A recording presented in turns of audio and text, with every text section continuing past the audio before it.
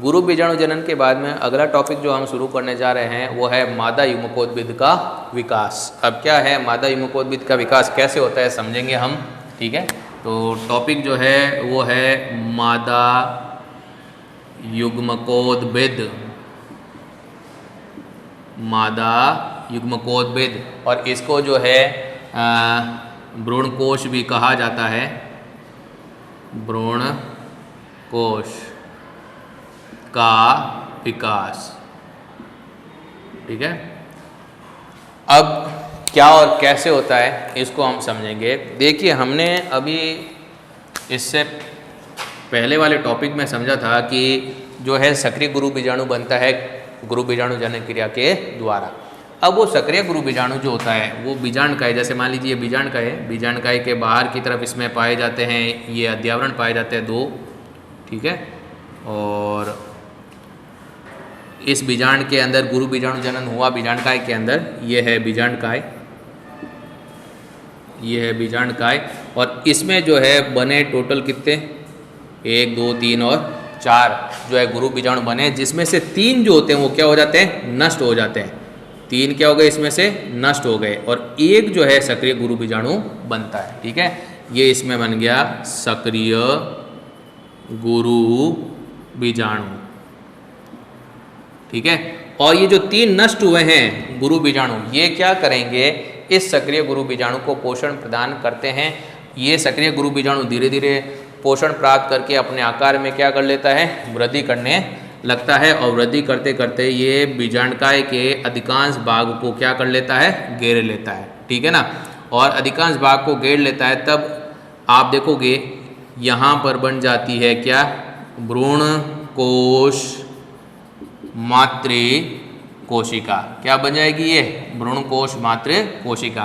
तो आप समझ गए होंगे मैंने यहाँ पर क्या कहा आपको कि जो गुरु बीजाणु जनन क्रिया के द्वारा जो 4 गुरु बीजाणु बनते हैं, जिसमें से 3 गुरु बीजाणु तो क्या हो गए, नष्ट हो गए, 1 सक्रिय गुरु बीजाणु बनता है, वो पोषण प्राप्त करके आकार में वृद्धि करता है और बीजांडकाय के अधिकांश भाग को घेर लेता है, जिससे भ्रूणकोश मातृ कोशिका बनती है। अब इस भ्रूणकोश मातृ कोशिका में आप देखोगे क्या उपस्थित है, एक केंद्रक उपस्थित है, और इसी केंद्रक में होते हैं 3 समसूत्री विभाजन। क्या होते हैं, 3 समसूत्री विभाजन होते हैं, और मादा युग्मकोद्भिद का आगे चल करके क्या होता है, निर्माण होता है। कैसे होता है, हम क्या करते हैं, इस भ्रूणकोश मातृ कोशिका को ले रहे हैं यहाँ पर, ये लिया, और इसके अंदर ये उपस्थित है क्या, केंद्रक उपस्थित है, ठीक है। ये है भ्रूणकोश मातृ कोशिका, और इसमें ये उपस्थित है क्या, केंद्रक उपस्थित है। अब इस केंद्रक में जो है पहला समसूत्री विभाजन हुआ, ठीक है ना। जब पहला समसूत्री विभाजन होता है तब एक केंद्रक से कितने बन जाते हैं, 2 केंद्रक बन जाएंगे, और जो 2 केंद्रक बने हैं वो विपरीत ध्रुवों की तरफ चले जाते हैं। विपरीत ध्रुवों का मतलब एक बीजांड द्वार की तरफ चला जाएगा तो दूसरा निभाग की तरफ, ये निभाग है, और यहाँ पर नीचे की तरफ क्या पाया जाता है, ये बीजांड द्वार।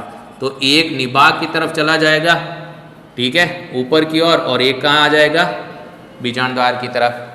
दिख रहा है आपको। अब यहाँ पर इन केंद्रकों में फिर से जो है समसूत्री विभाजन होगा, और ये है समसूत्री विभाजन द्वितीय। और जब दूसरा समसूत्री विभाजन होता है तब हम क्या देखते हैं कि विपरीत ध्रुवों पर 2 केंद्रक बन जाएंगे, यानी कि टोटल हो गए कितने, 4 केंद्रक, 2 निभाग की तरफ और 2 बीजांड द्वार की तरफ। तो ये पहला समसूत्री विभाजन हुआ, तब 1 से बन गए 2 केंद्रक, फिर दूसरा समसूत्री विभाजन हुआ तो 2 से बन गए कितने, 4 केंद्रक। अब होता है तीसरा समसूत्री विभाजन, तो एक के बाद एक जो है इसमें हो रहे हैं क्या, समसूत्री विभाजन केंद्रक में। ये तीसरा समसूत्री विभाजन होता है तो 4 से बन जाएंगे टोटल कितने, 8, ये 1, ये 2, ये 3, ये 4, 5, ये 6, ये 7 और ये हो गए 8। इस तरीके से 8 केंद्र बन गए। अब आप देख सकते हो कि एक एक केंद्रक जो होता है ध्रुवों से आ जाता है कहाँ पर, बीच में। एक एक केंद्रक, 4 में से एक केंद्र और इधर 4 में से एक केंद्र कहाँ पर आ जाएगा, मध्य में आ जाता है। तो किनारों पर, या यूं कह सकते हैं कि ध्रुवों पर अब रह जाएंगे कितने कितने, 3 केंद्रक रह जाएंगे, क्योंकि एक एक केंद्रक जो है वो कहाँ पे आ चुका है, मध्य में आ चुका है। ये आ गए, ठीक है। अब इसके बाद में क्या होता है कि जो केंद्रक है उनके चारों तरफ कोशिका द्रव्य इकट्ठा होना शुरू हो जाता है और इसके साथ साथ में भित्तियों का निर्माण भी शुरू हो जाता है, ठीक है।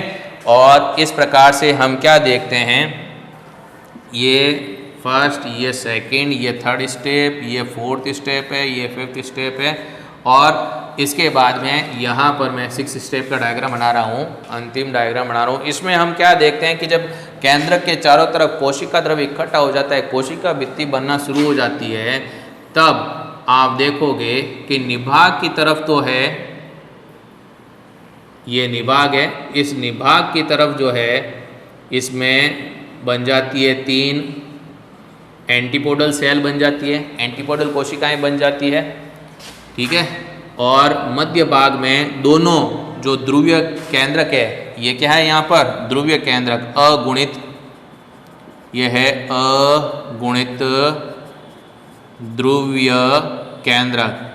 ये दोनों केंद्रक जो है संयुग्मित हो जाते हैं और इनके संयुग्मित होने से यहाँ पर द्विगुणित द्वितीय केंद्रक का निर्माण हो जाएगा।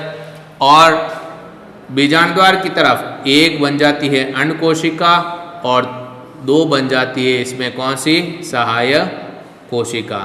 और इस प्रकार से निर्माण होता है किसका, मादा युग्मकोद्भिद का अर्थात भ्रूणकोश का, ठीक है। तो यहाँ पर ये बन जाती है एंटीपोडल कोशिका, 3 है। ये है यहाँ पर द्विगुणित द्वितीयक केंद्रक, और यहाँ पर एक हो जाएगी कौन सी, अंड कोशिका, और 2 जो है इसमें बनती है कौन सी, सहायक कोशिका। अब यहाँ पर ये जो मादा युग्मकोद्भिद बना है, इसमें आप देखेंगे तो इसमें 7 कोशिकाएं हैं और 8 केंद्रक है। देख सकते हैं आप, 1 2 3, ये 4 5 6 और 7। तो इसमें कोशिकाओं की संख्या कितनी है, इसमें है 7 कोशिकाएं। कोशिका कितनी है, 7।